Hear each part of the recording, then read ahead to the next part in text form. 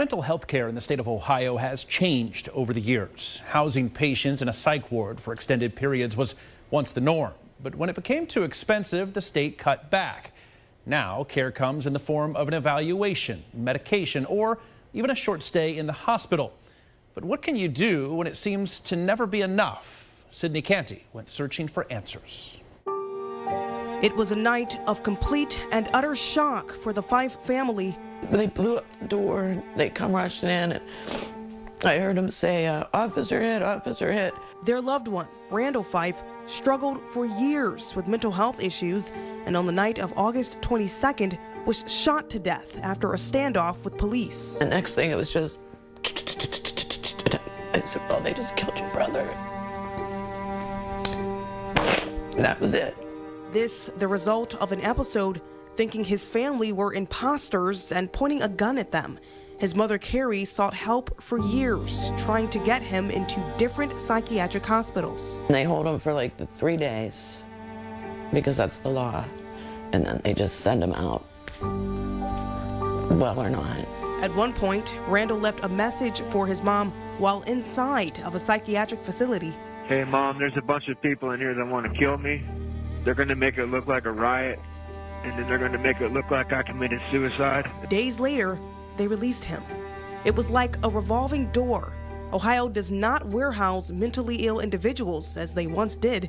So when psychiatric institutions like Woodside Hospital closed down in '96, that lack of care created a gap in the system. We don't have anywhere to commit individuals long term. It's just the state of affairs in Ohio. It's extremely costly to do inpatient hospitalization. While there are mental health resources available, there aren't very many for a person resisting care. Carrie says her son didn't want help, and since he's an adult and was never diagnosed as incompetent, he wasn't forced to receive it. So what can be done? A person can go down, sit down with the staff of Judge Rusu, and they'll walk them through the steps to see if they qualify for any type of guardianship or protective services. That means having a designated person legally responsible for the care of an individual unable to manage their own affairs. But Judge Rusu says even that wouldn't have been an option in this case. That doesn't solve any problems because the individual still has their own autonomy. If they don't want the treatment and they don't want the help, no guardian is going to be able to force that upon them. Judge Rusu says his Fresh Start program might be the way to go. We bring them in every 2 weeks. We see how they're doing. Their case manager comes in with them, and we talk it out. And we try to get them to see why it's important to stay healthy and to stay on that mental health meds. The process begins with an affidavit of mental illness listing examples that meet the criteria in order to qualify for the program.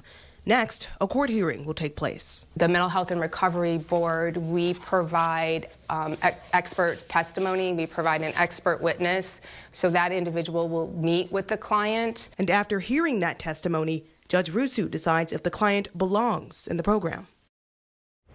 Now, so far, 140 people have been enrolled in that program. Of that 140, 113 have already successfully completed it, and 15 had to be reinstated. Now, this is a program that is available to anyone 18 years and older, and you can find the details on how to enroll on WFMJ.com and our 21 News app. Derek?